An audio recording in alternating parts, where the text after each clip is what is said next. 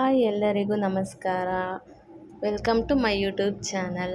ನಾನಿವತ್ತು ಸಾಫ್ಟಾದ ಟೇಸ್ಟಿಯಾದ ಜಾಮೂನ್ ಮಾಡೋದು ಹೇಗೆ ಅಂತ ಹೇಳ್ಕೊಡ್ತಾ ಇದ್ದೀನಿ. ಈ ಜಾಮೂನ್ ಮಾಡೋಕ್ಕೆ ನಾನು ತೊಗೊಂಡಿರೋದು MTR jamun powder 1 packet MTR jamun powder ತೊಗೊಂಡಿದ್ದೀನಿ. ಇದನ್ನೊಂದು ಬಾಟ್ಲಲ್ಲಿ ಹಾಕ್ಕೊಳ್ತಾ ಇದ್ದೀನಿ. ಹಾಕ್ಕೊಂಡು ಚೆನ್ನಾಗಿ ಮಿಕ್ಸ್ ಮಾಡ್ಕೋಬೇಕು.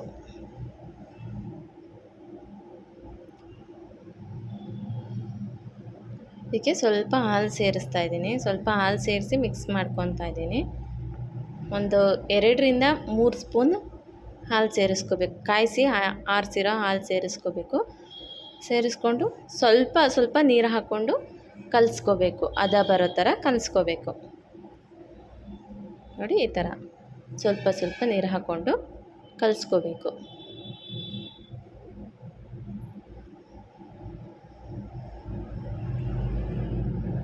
ಆಮೇಲೆ ಸ್ವಲ್ಪ ಎಣ್ಣೆ ಹಾಕ್ಕೋಬೇಕು. ಒಂದು ಸ್ಪೂನಷ್ಟು ಸಾಕು. 1-1.5 ಸ್ಪೂನಷ್ಟು ಎಣ್ಣೆ ಹಾಕ್ಕೊಂಡು ಚೆನ್ನಾಗಿ ನಾದ್ಕೋಬೇಕು. ಚಪಾತಿ ಇದು ಕೈಯೆಲ್ಲ ಅಂಟುತ್ತಲ್ವಾ, ಅದಕ್ಕೆ ಸ್ವಲ್ಪ ಎಣ್ಣೆ ಹಾಕ್ಬಿಟ್ಟು ಈ ಥರ ಸಾಫ್ಟ್ ಬರೋ ಥರ ಕಲಿಸ್ಕೋಬೇಕು. ಈ ಥರ ಕಲಿಸ್ಕೊಂಡು ಸ್ವಲ್ಪ ಒಂದು 15 ನಿಮಿಷ ಎತ್ತಿಡಬೇಕು. ಎತ್ತಿಟ್ಟಾದ್ಮೇಲೆ ನೋಡಿ, ಈ ಥರ ಆಗಿರುತ್ತೆ. ಈಗ 15 ನಿಮಿಷ ಆಗಿದೆ. ಇದಕ್ಕೆ ಈ ಥರ ಆಗಿರುತ್ತೆ. ಸ್ವಲ್ಪ ನಾದ್ಕೋಬೇಕು. ಸ್ವಲ್ಪ ಇದನ್ನು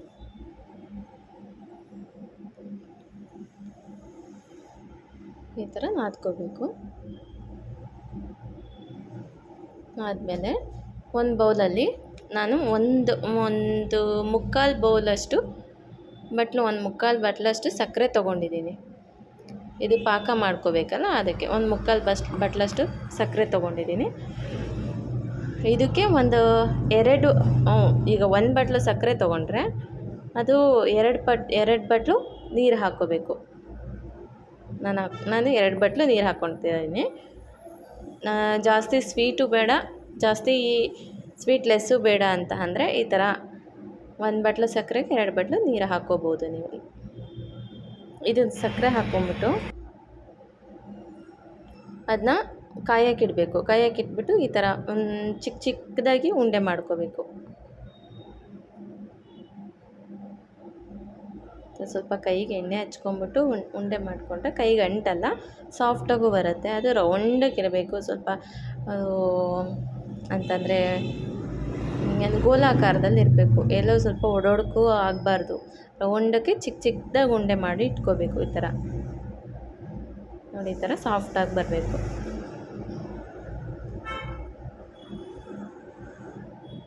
ನಾನು ಫಸ್ಟೇ ಎಲ್ಲನೂ ಉಂಡೆ ಮಾಡಿ ಇಟ್ಕೊತೀನಿ.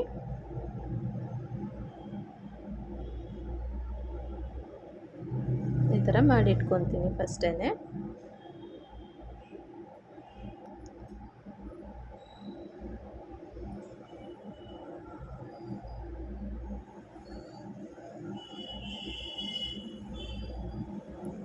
ಈ ಥರ ಮಾಡಿಟ್ಕೊತೀನಿ. ಎಲ್ಲನೂ ಮಾಡಿಟ್ಕೊಂಬಿಟ್ಟು ಎಣ್ಣೆ ಕಾಯಕ್ಕಿಡಬೇಕು.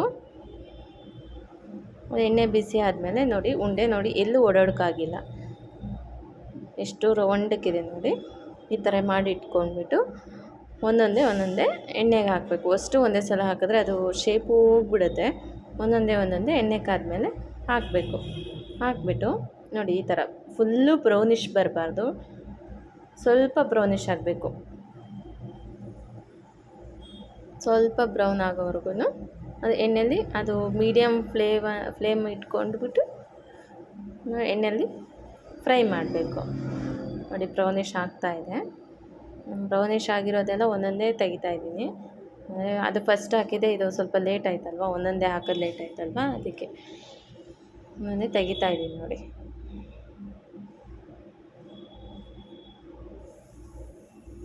ತೆಗ್ದಾದ್ಮೇಲೆ ನೋಡಿ, ಈ ಥರ ಕಲರ್ ಬರಬೇಕು. ಈ ಥರ ಕಲರ್ ಬಂದಮೇಲೆ ನಾವು ತೆಗಿಬೇಕು. ತೆಗೆದ್ಬಿಟ್ಟು ಒಂದು ಪ್ಲೇಟಿಗೆ ತೆಗೆದ್ಬಿಟ್ಟು ಸ್ವಲ್ಪ ಆರಕ್ಕಿಡಬೇಕು. ನೋಡಿ, ತೆಗಿತಾಯಿದ್ದೀನಿ. ಈ ಥರ ಬಂದಿರುತ್ತೆ. ಫುಲ್ ಬ್ರೌನ್ ಆಗಬಾರ್ದು, ಸಾಕು. ಈ ಕಲರ್ ಬಂದರೆ ಸಾಕು ನಮಗೆ.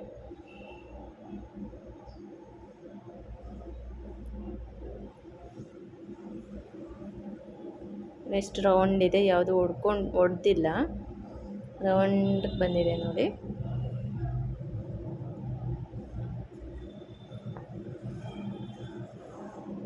ನೋಡಿ ಈ ಥರ ಬಂದಿರುತ್ತೆ,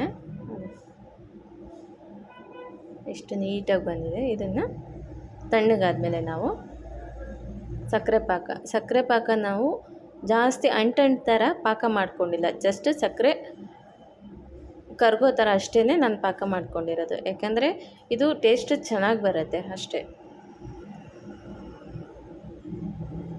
ಹಾಕಿಬಿಟ್ಟು ಒನ್ ಅವರ್ ನಾನು ಪಾಕದಲ್ಲಿ ನೆನ್ಕೊಳ್ಳೋಕೆ ಇಟ್ಟಿರ್ತೀನಿ.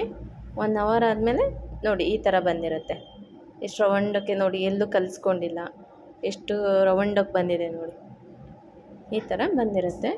ಈ ಥರ ಮಾಡಿಕೊಂಡ್ರೆ ನೀವು ಟೇಸ್ಟು ಚೆನ್ನಾಗಿರುತ್ತೆ, ಜಾಮೂನ್ ಸೂಪರಾಗಿರುತ್ತೆ. Thank you.